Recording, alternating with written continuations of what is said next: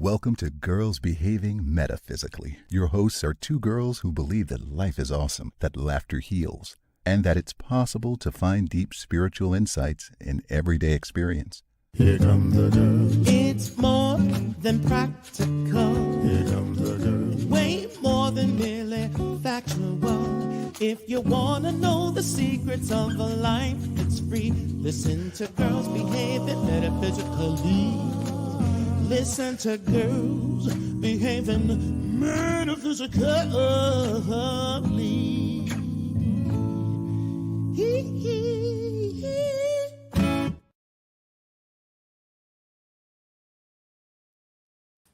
Hello, hello, hello. Hey, Welcome. hey. Welcome to Girls Behaving Metaphysically. I am Robyn Olmstead. I am Dr. Natasha Wilson. And Robyn just said who we are. And so that's who we are. That's who we're going to be for the next hour. So join us and be who you are. Yes. We are coming to you live from two different parts of the world. I am currently in Albuquerque, New Mexico. And I Natasha am in Brisbane, Queensland, which is in Australia. Sipping and it's very early there. Golden Girls mug. Nice.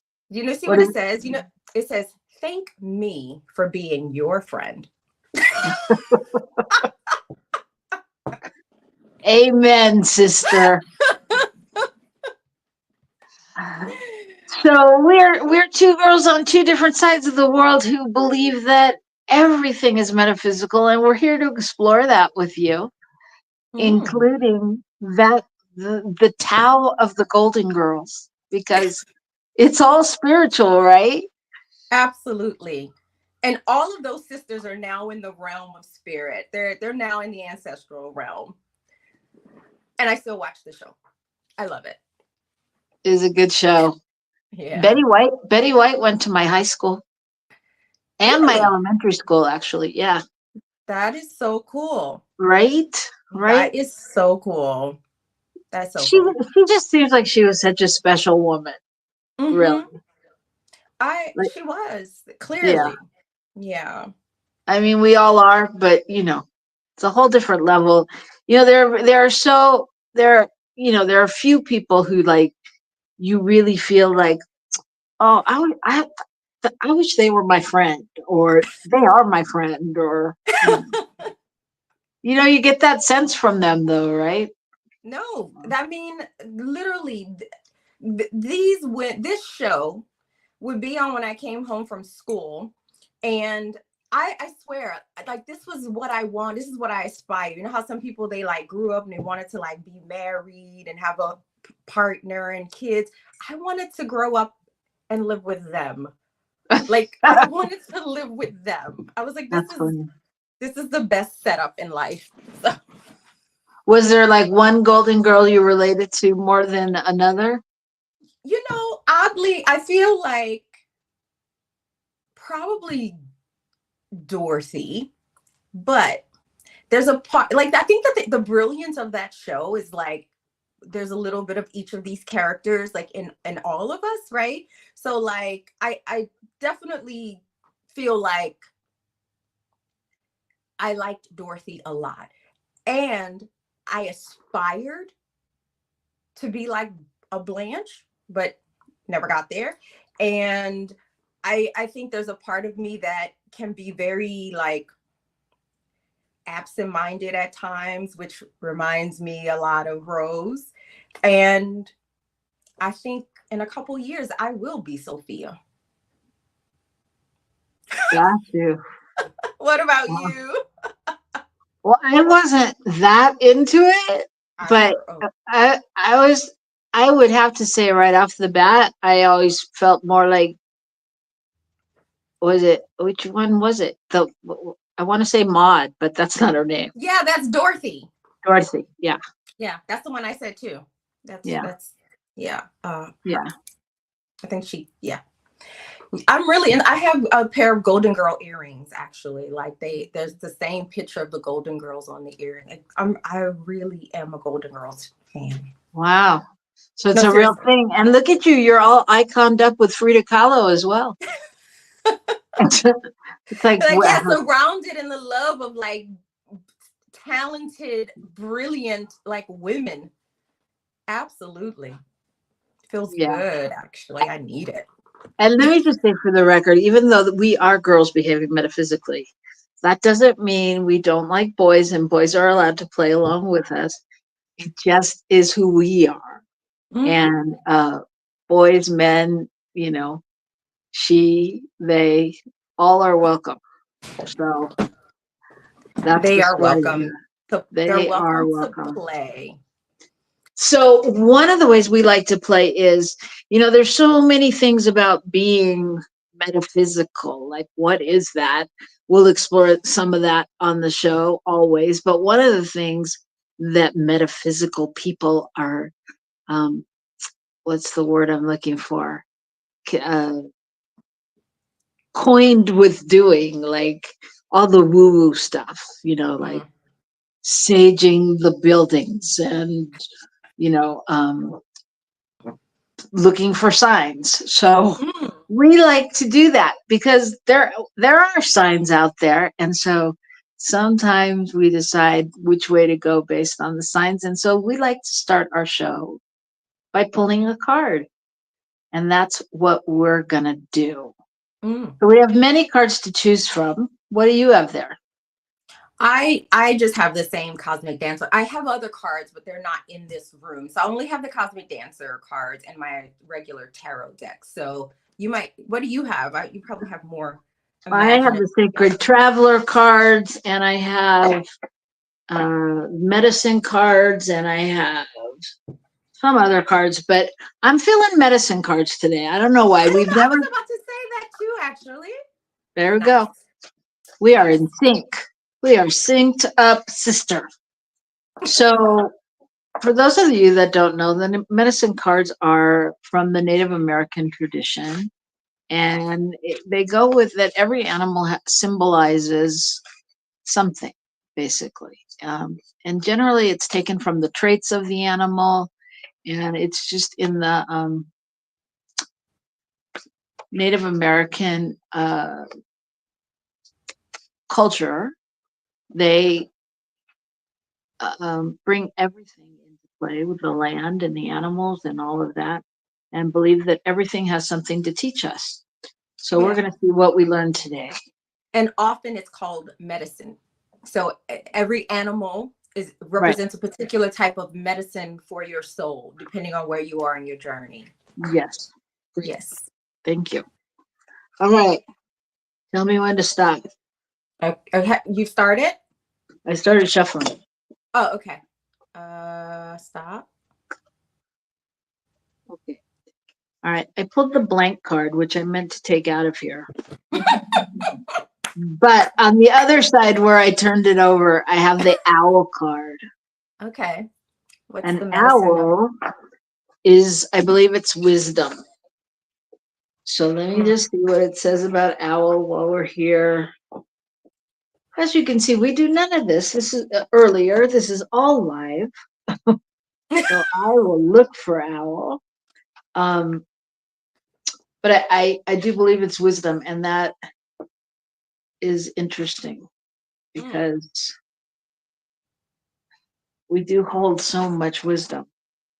Anyway, big lie that I said wisdom. The card says deception.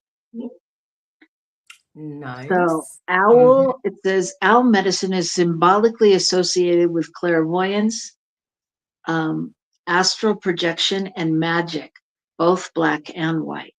Owl is called night eagle on several medicine wheels used by meridian teachers. Traditionally, owl sits in the east, the place of illumination. Since time immemorial, humanity has been afraid of the night, the dark, and the unseen, waiting fearfully for the first crack of morning light. Conversely, night is owl's friend. Owl hunts its prey at night. Not only can owls see in the dark It can accurately pinpoint and identify any sound. Mm. It does talk about wisdom, that Athena, the Greek goddess of wisdom, had a companion owl on her shoulder, which revealed unseen truths to her. Al Mm. had the ability to light up Athena's blind side, enabling her to speak the whole truth as opposed to only half. Hold on. If I know there's a place where it says, if Al is your personal medicine, no one can deceive you about what they are doing, no matter how they try to disguise or hide it from you. You may be a little frightening to be around.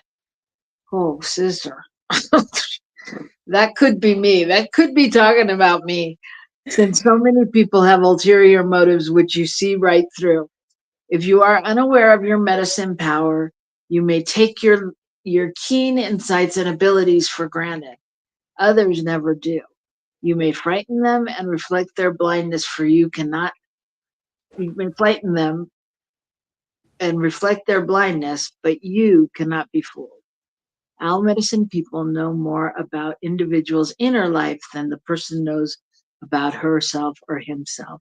If you've pulled the owl card, you are being asked to use your powers of keen, silent observation to intuit some life situation. Owl is befriending you and aiding you in seeing the total truth. Owl can bring you messages in the night through dreams or meditation. Pay attention to the signals and omens. The truth always brings further enlightenment. Mm. Oh, well, it's very interesting. I think that I do think I had my initial medicine card reading like so many years ago, and I do think that owl is one of my animals, and I can only remember two that were on there, really. But I do think that that is my story in a lot of Mm. ways. I think that a lot of people, a lot of times people who don't have pure intentions tend to stay away from me because Mm. I I just feel like I know that. You know what I mean? Like I can't even relate on a surface level because Mm. you know what I mean? Like the vibration doesn't match. So I Mm. feel like that's very true that Mm. that happens. That happens. Mm. Mm. What are you thinking? I'm just sitting with it. It actually was a lot of information there. Mm, And I don't know, like I'm just sitting with like there was a part in what you read that said something like people may stay away from you or be frightened of you because you kind of can see you can kind of see through them or something like that. yeah. And I don't know, I was thinking about, I mean, I feel like it's kind of what I do for a living to a certain extent, is like I'm this like like a very silent observer of people. Mhm. I listen really deeply. And I just, I don't know. It's interesting because like I'm forming this thing is still forming in my heart and in my head, because as much as I feel sometimes like I can see into people, sometimes like I can't, I don't remember to use that same skill or whatever it is, wisdom, when something is moving through my own self.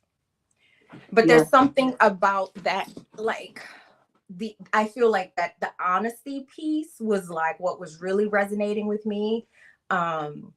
Like, anyways, I'm just coming through what I feel like was a spiritual crisis that it took a while for me to see that that is what was going on for me. But how I'm so keenly aware of how to notice that in others, and to support them through it, and to support them through it in a certain way, through a process of deep honesty. But yeah, it was just like, in my own, it took a while for me. I feel like I'm still kind of coming through this. I don't know, what I've learned is I'm dealing with what is clinically considered bereavement overload. And it's, when you've had so many losses, usually people that you love who are no longer in this realm. But it's also other kinds of losses, like a loss of ideas, or and like cherished ideas that you find aren't like true. Like maybe these things that I romanticize about my family, I had to come to terms with that just they weren't true. These things weren't true. And compounded with like the loss of my nephew, the loss of my grandma, like was bereavement overload, right? And then starting this additional work that I took on, which sort of was like leading to a bit of burnout. So the combination of things, I think, really sent me into, some would say, a mental health crisis, but for me, I realized like it was a deeply spiritual. Like I had to remember. It took a while for me to remember, like, not that God is in me, but that I'm in God. Like I'm in God. And when I remember that, I feel a sense of serenity and peace. But I don't always remember that. I don't remember I'm in the heart and mind of God, So anyways, yeah. Well, and I think it's interesting that it says to, if you've pulled this card today, you're being asked to. I love it that it tells you what you're being asked to, and it's something about something about listening to your dreams, and what the messages bring you during the night. And I don't know about you, but I've been dreaming like crazy. Like there, I go in these phases, and it's usually like these short little intervals that I sleep. Like I go to bed and I wake up thinking, okay, it must be, 6 a.m, and it's like 2. I'm like, what the hell? Because I feel like I've been sleeping and I've had these dreams, and it's time. It's been a full night. I've put in a full night's work.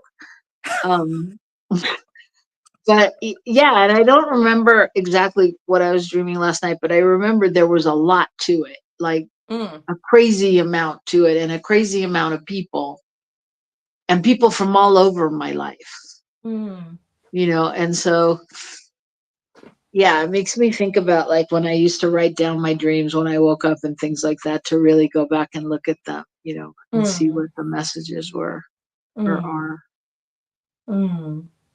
So how are we taking Al into our week with us?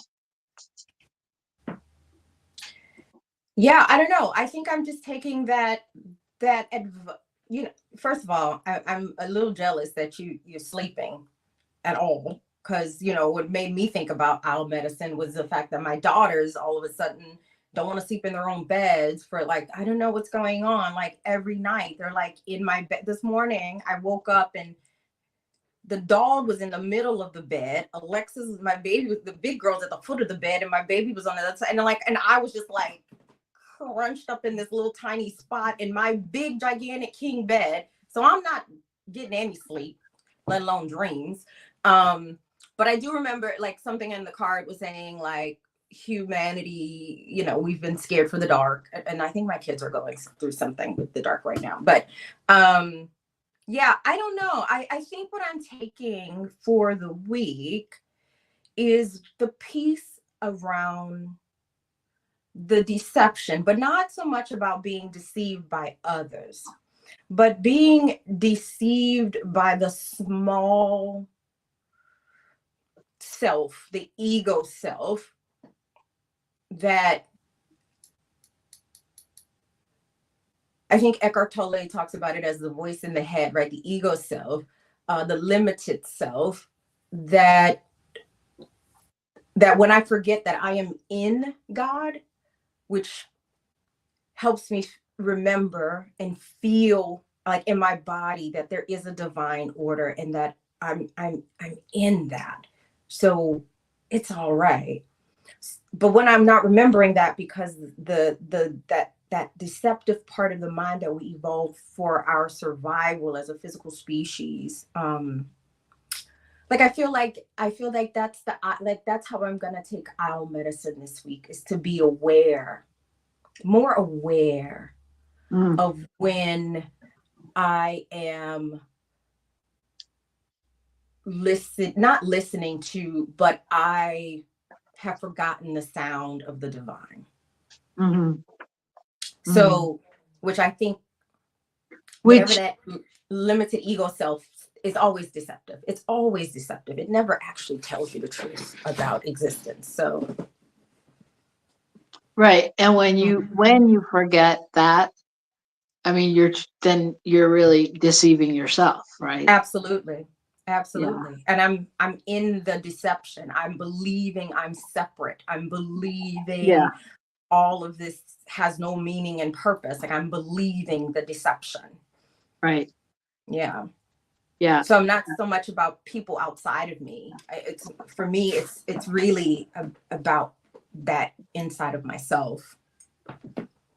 Yeah, that's beautiful. Yeah, I think for me,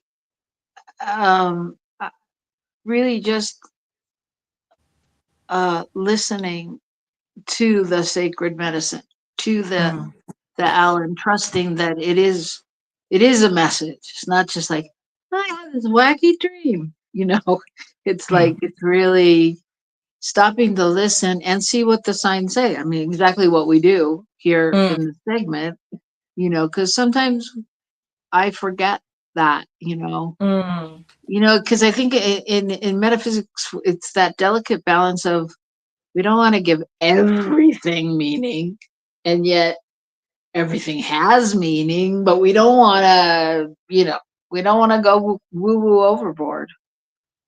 So yeah, so just listening and trusting and finding the balance in that. And I just want to say, for the record, I just, many of my girlfriends after marriage and kids and things like that are like, why didn't you, I know this, how come you didn't tell me, what, blah, blah, blah. I want to share with you that your kids are going through something and sleeping in your room. But our 15-year-old was in our room last night because it's like, can I just sleep in here with you guys, please? Can I just sleep in here? So there's a chance that it never ends, I know. I actually, go ahead. I'm sorry. I think the modified version is, when kids move back into the house, they just don't necessarily want to be in your room, but they don't want to separate. So what were you going to say? No, I called my mom because I was like, Mom, what, what is this? And she was like, you did that. And she's like, and then she's, gave me more information. Me and your dad never got to have sex because of you, It's all your fault. It's all my fault because I was always getting in their bed, and then if I couldn't get in the bed with them, then she said, you got in the bed with your brother. She was like, you like to co-sleep. And now as an adult, I hate co-sleeping, right? It's like I flipped upside down. Like, I hate co-sleeping. So anyways. That's funny. All right. Well, we're going to take a break. And when we come back, we will talk about something else. So get something to drink, relax for a minute, but don't go away. Stay right here on New Thought Media Network, and we'll see you in a minute.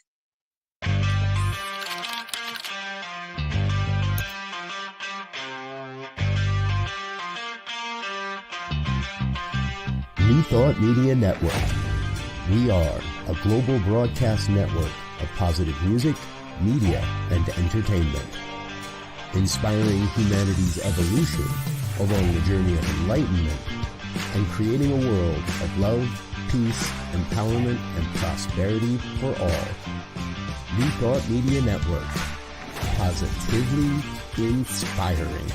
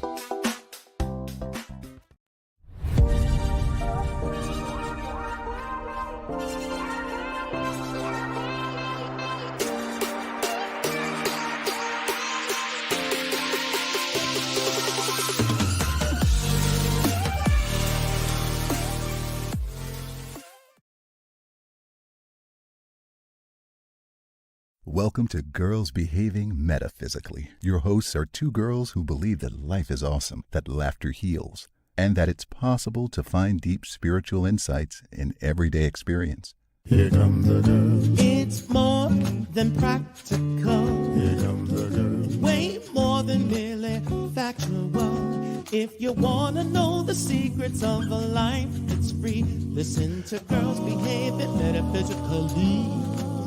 Listen to Girls Behaving Metaphysically.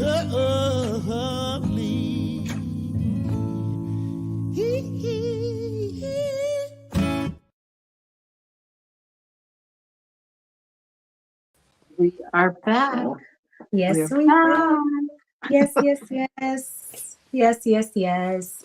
So if you're just joining us, we are Girls Behaving Metaphysically. I am Robyn Rice Olmstead. Dr. Natasha Wilson here in Australia, early in the morning. Early in the morning for her, later in the afternoon for me. It's 3:30 here where I am. Sun is shining bright. On Thursday, right? Yes. And Yes, it's it's Friday Friday. morning. Yeah. Yes. How's the weather there? It's getting hot now. We're about to move into summer, and we've been getting little taste of summer coming. Not so much in the early morning like now, but in the next few hours, like I'll be roasting in here. I'll have the air conditioner on. Wow. Yeah. Although I do want to ask this. Like, I don't know. I'm going through. I think I'm starting to go through the change. Like really, because last night, and not just because I was like super uncomfortable because I had all the kids and the dog were in the bed, but I literally had the air conditioner on one side of the room and the heater on the other side, because my body temperature just won't regulate. Like I'm just like, is that a sign? Am I still in a spiritual crisis? Like, what is that? You know, I wish I could answer for you. My body has never been regular. It doesn't, I haven't gone through all the changes that people go through. I didn't go through all the feelings with becoming a woman. I didn't have these cramps and those cramps. And and all those things. So I can't really say. I know that if you asked my husband, which one could do because he is graciously accepted being our producer today, since our beloved Michael Mangus is off on a well-deserved trip to conferences. But if you asked him, he thinks I'm out of my mind. But that's because my body doesn't match up to his body. And men and women are totally different anyway. So he's warm at night, and I've got like covers on, and even though the fan's on, I've got the covers over me, and I'm, all bundled up. And in the morning he's freezing and the covers are off because I'm like, oh my God, it's so hot.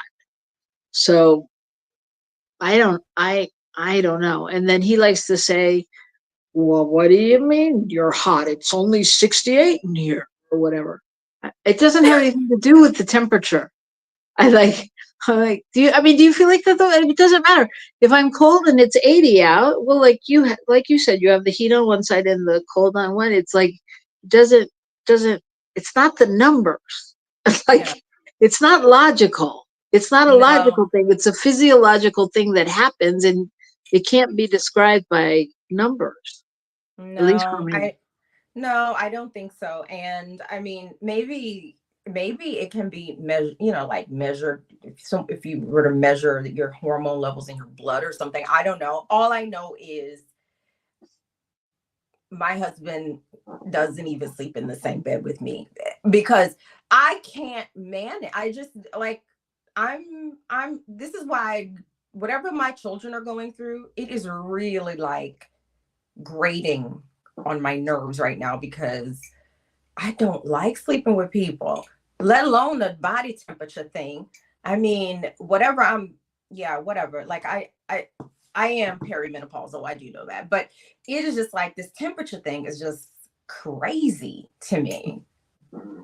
I know, and it's always great when you throw an animal in the middle of the bed along with it. Unbelievable. And it's not like she's not a little dog. She's a huge dog.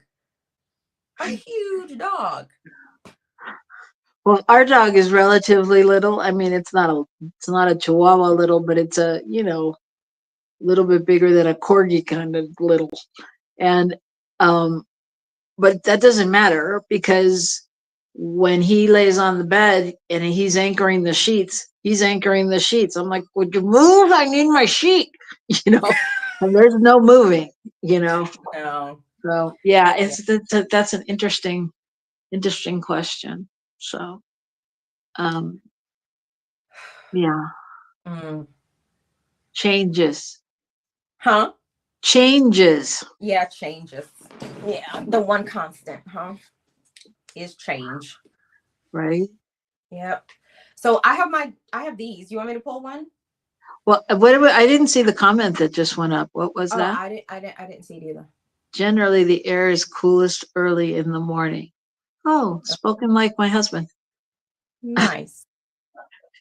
Generally. Science. Science. Yeah. Science of body. Okay. All right. So wait, you wanted to pull another card? Is that what you're saying? No, I was just thinking, should we? I mean, you have really cool decks over there. I have this, I have this like cosmic dancer deck. It's the only one I have here. Well, what did you say you wanted to talk about earlier? I've already talked about it. What was it though? Give me the topic. No, I was talking about this like mental health crisis and spiritual crisis. But even it's not even mental. I think most health issues, whatever kind of health, mental health, medical health, physical health, whatever, I think is always somehow connected to what's going on with one's spiritual life. Yeah. That's I all. think so too. I think that a part of the challenge, I mean, I guess there's all different ways to explain it, but part of the challenge comes when,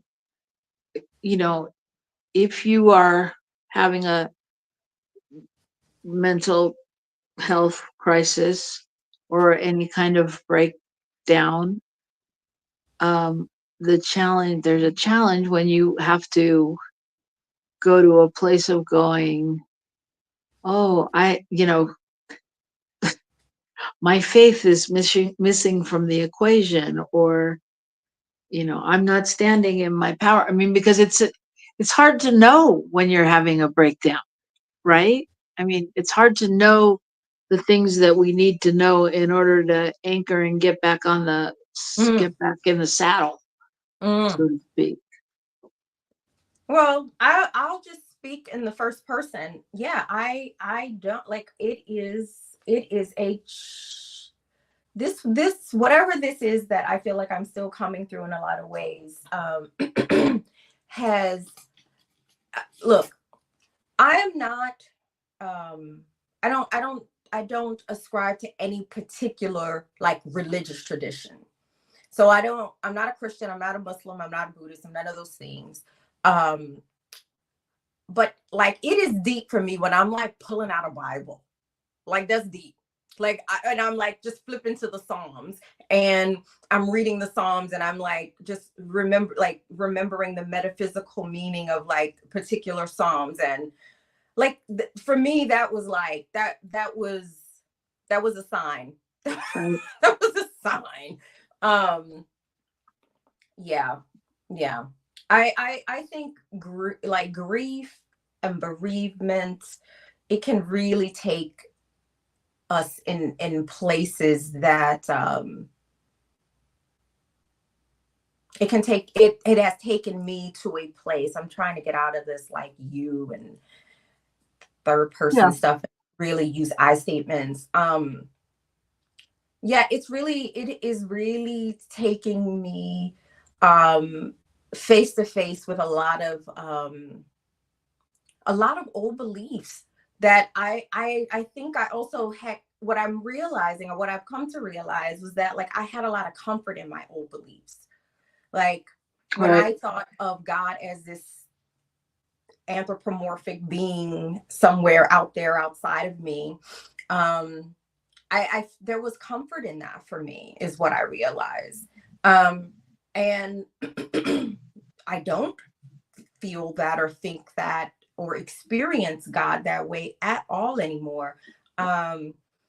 And I found like I was going through like the grief that I was going through in terms of like the actual loss or like the transition. You know, I think that's part of coming through this spiritual crisis, as I call it, is coming back to a remembering that like these family members have gone through a transition that we will all transition through. And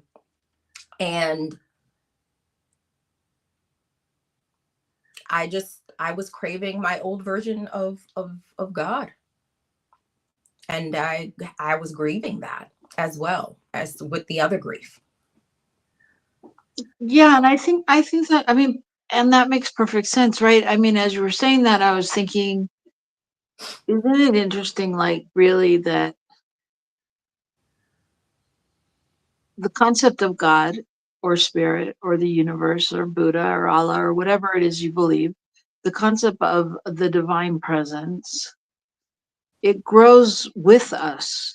Like Mm, my version of it, my 7, 8, 9-year-old version of it, when I was going to Catholic church with my mom, with my grandmother, and listening to them tell me about sin and things.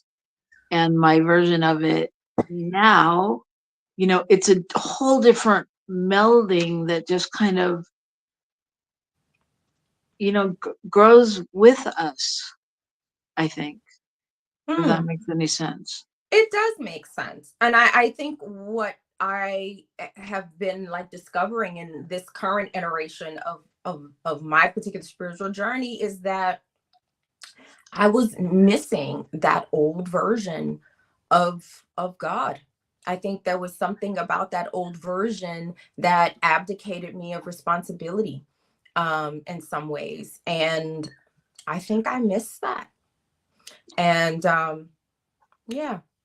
Yeah, I totally hear you. I totally hear you. And I mean, and I think that's where me thinking that it grows with us, like, because I think about, and this isn't, I mean, it's all God, but it's not directly God related. But I think about, like, when I first started taking classes and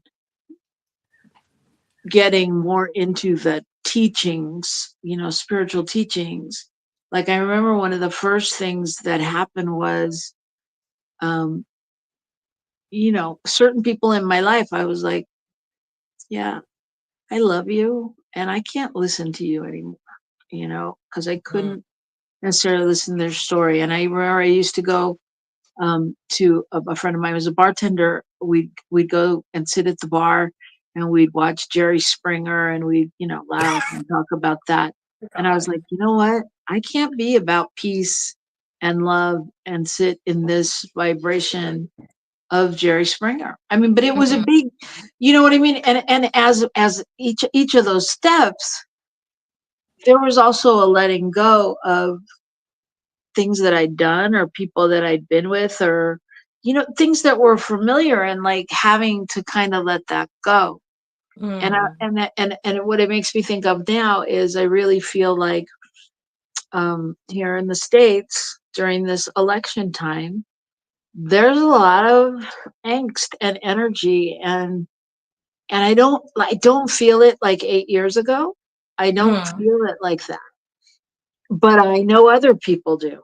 I know that Mm. people are like, okay, I want to be with you the night of the election, because if we need to make a plan to move out of the country, I want to da da da, da," which is so interesting, because I remember hearing people saying that about when Barack Obama was about to get elected. I remember hearing people in restaurants talking about, oh, I'm gonna have to leave the country, and I was like, but what I say all that to say, what I realize right now is I feel like where I am anchored in God or in my spiritual journey, I'm not feeling that angst or that thing, Mm. and somebody said the other day, well, either way, no matter what happens that night, it's going to be a historical night. And that is true.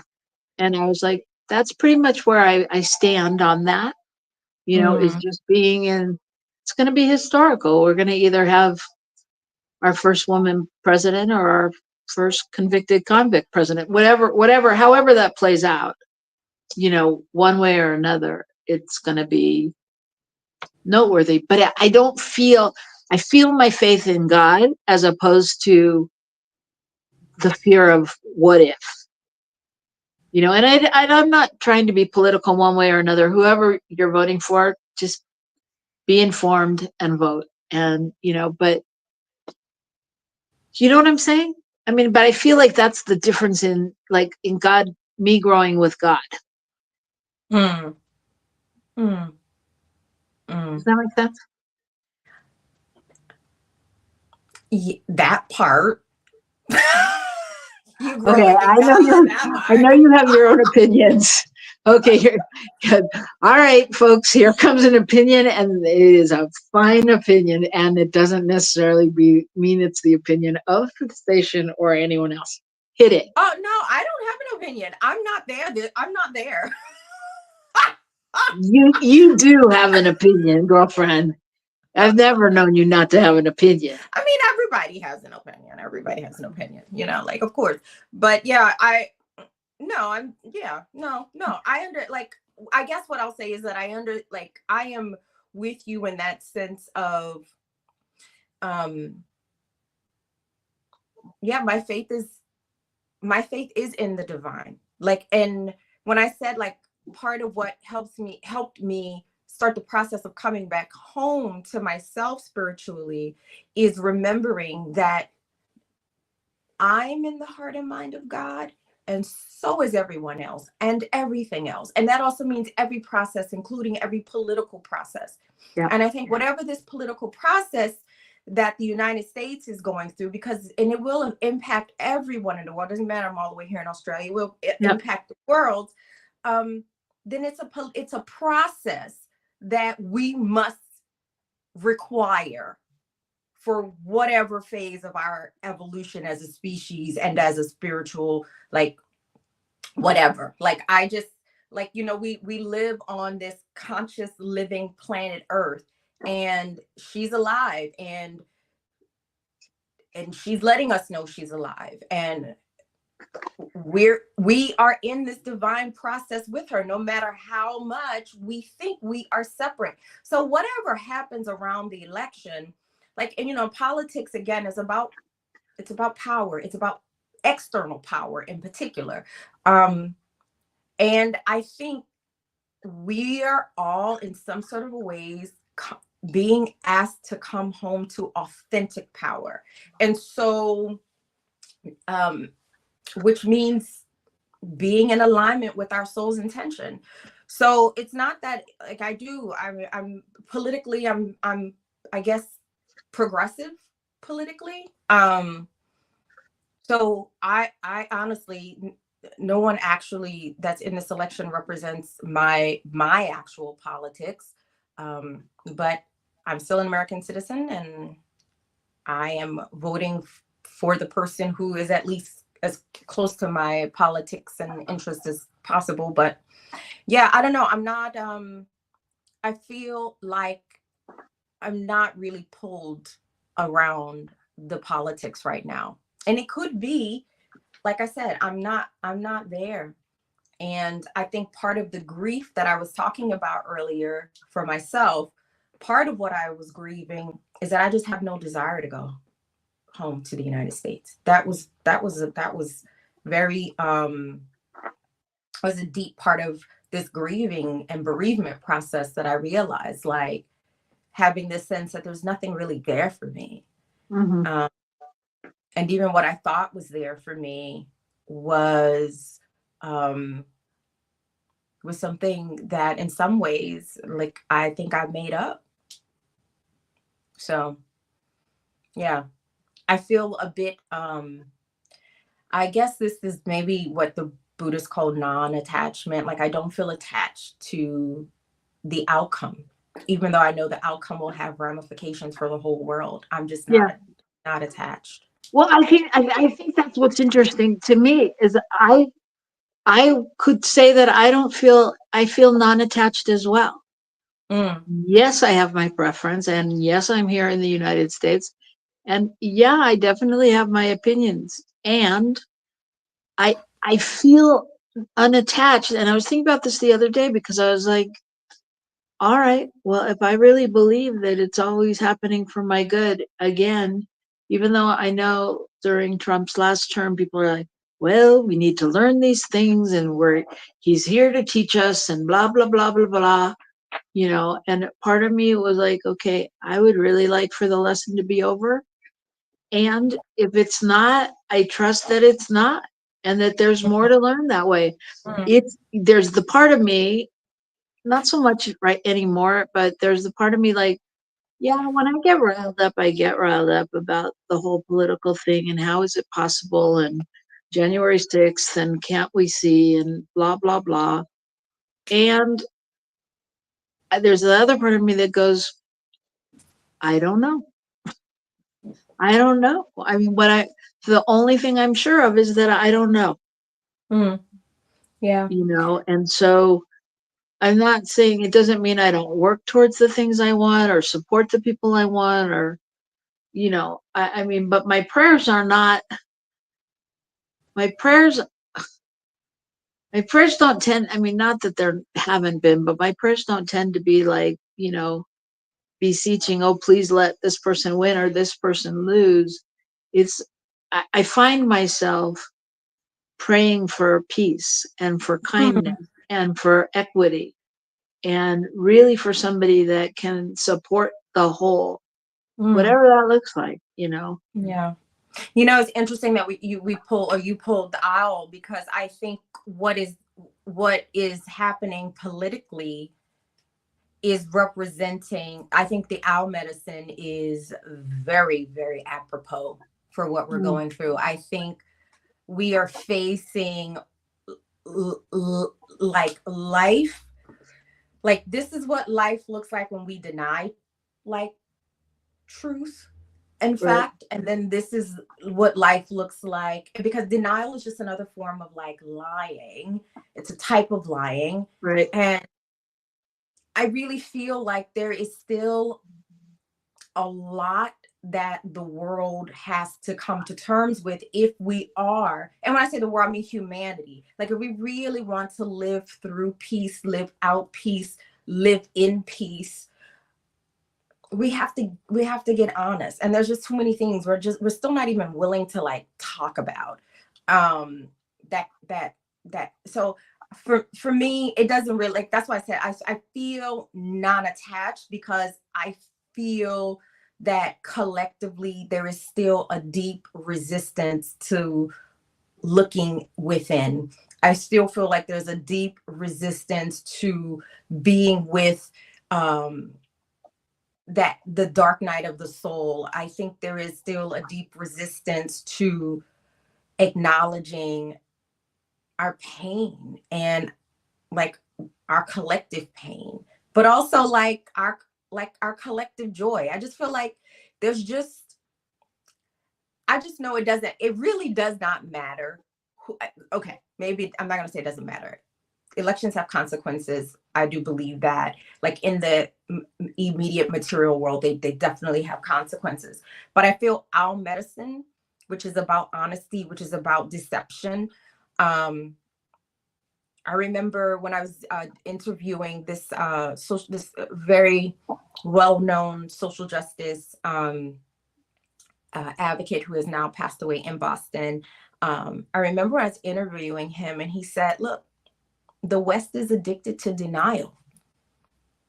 And as long as we're addicted to denial, we'll have the same outcomes as anyone struggling with addictions that never get to the truth of their pain." And I feel like I remember he said that to me, and my mind was like, that's it. I was like, that's it. And this is why I feel non-attached. And maybe that's why I really do like Marianne Williamson, because she is one of those candidates that's willing to talk about those ghosts that we really need to grapple with as a humanity, as a species. Those ghosts that have kept us really divided and separated. Those, that racism and homophobia and sexism, those things that we still tiptoe around. Yeah, and all of the inequities that have been done from one group to another, and it's like America has this image of being land of the free and blah blah blah, and everybody puts their own spin on that. Not that it's not. I mean, there's a level at which I realize a lot of privileges and a lot of great things about the country, and a lot of things that aren't, and a lot of things that have been written in history, with the bias, which they always are. But it feels like that was part of some of the stuff, beginning to see with taking down statues and taking away holidays and all those things. It's an interesting journey. Look, I think we can make changes to the external world, but if our heart, if the heart, like if we're not, like if our consciousness isn't shifting. Yeah.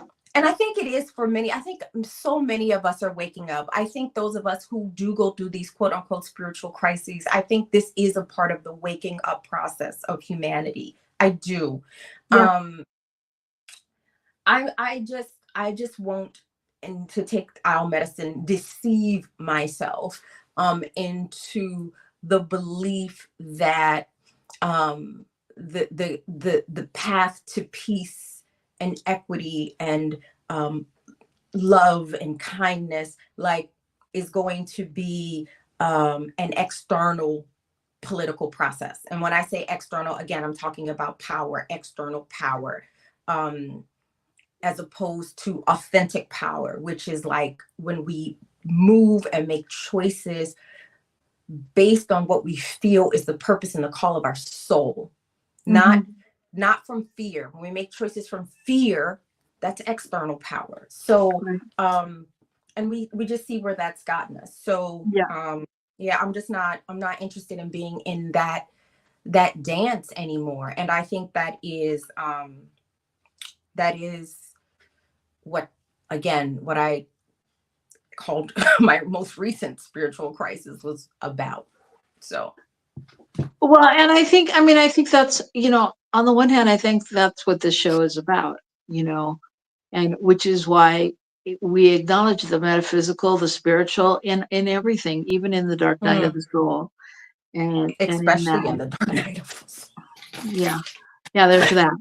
And but also, just what you're saying is absolutely true. And I also want to acknowledge where we are, because I think generally when we're standing in a place of what we want to see and we don't see it, we think it's not happening. But if Mm, we take this story back 10, 20, 30, 40 years, we couldn't have had this show.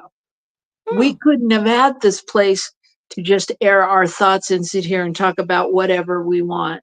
We couldn't have, there's many things that couldn't happen. You couldn't have, it's like even during when Marianne Williamson ran for the first election, I remember her saying somewhere along the line, yeah, they weren't gonna uh, elect a politician that was talking about love, and she couldn't say, she said love, and next thing you knew, she showed up on Saturday Night Live with her crystals and, in a skit and all these things, which isn't her. And, on the next thing we saw in the next election was every politician talking about love from the podium, talking mm. about love for their fellow man. All of a sudden, so she especially obviously breaks down boundaries everywhere she goes, even though it may not look like being elected as the president of the United States or whatever. But I think as long as we continually do this work and stand in this knowingness and go through these hard times where we can say, yeah, I don't need to do this anymore. I'm trusting this. I'm moving in this direction. I just think that so much has been done and so much that is being done that we may never see the fruits of our labor, but Yeah. I have to believe it's happening. No, I And that, mean, I think that there's evidence. I like, at the end of the day, I like evidence. And I think that there's tons of evidence. But I think in order to really experience that evidence, sometimes we have to disconnect from the very thing that makes what we're doing possible right now. I think we actually have to disconnect from certain things to see the reality, like to see, look, yes, everything that is being hyped up in the media sphere, okay, fine. And what is also true is, like, I have these precious, beautiful human beings that are my daughters that talk about things that wouldn't have been possible. I would have never been able to be a mother to these children, right? right. Simply because we have different color skin, right? Like, there's so much beauty that is happening. And I think what we have to do is start to turn, like, instead of looking out there externally, start to turn within into our own lives, into our own hearts, and see the evidence that Yeah. change is happening. Beautiful things are occurring. Right Yes. now, there is a new flower literally blossoming right there. Life is still happening. But if we're just looking just externally into this curated media sphere or whatever, I think we miss it. Right. And so that's our charge to you for the week. I think that speaks to our medicine also because it's not only the darkness of the night, it's the darkness when we choose just not to see and look outside and see the blossom in front of us. So we challenge you all to stand in that place of living with the owl medicine this week and uncovering what's yours to uncover. That's right. That's right. And And we remembering will, that love and beauty are always present. they Always, are. really somewhere. Always, always, never feel. Oh no, it always. So take it out and share it in the world, and we will see you next week right Peace and here blessings. on Girls Behaving Metaphysically. Peace and blessings. Mwah.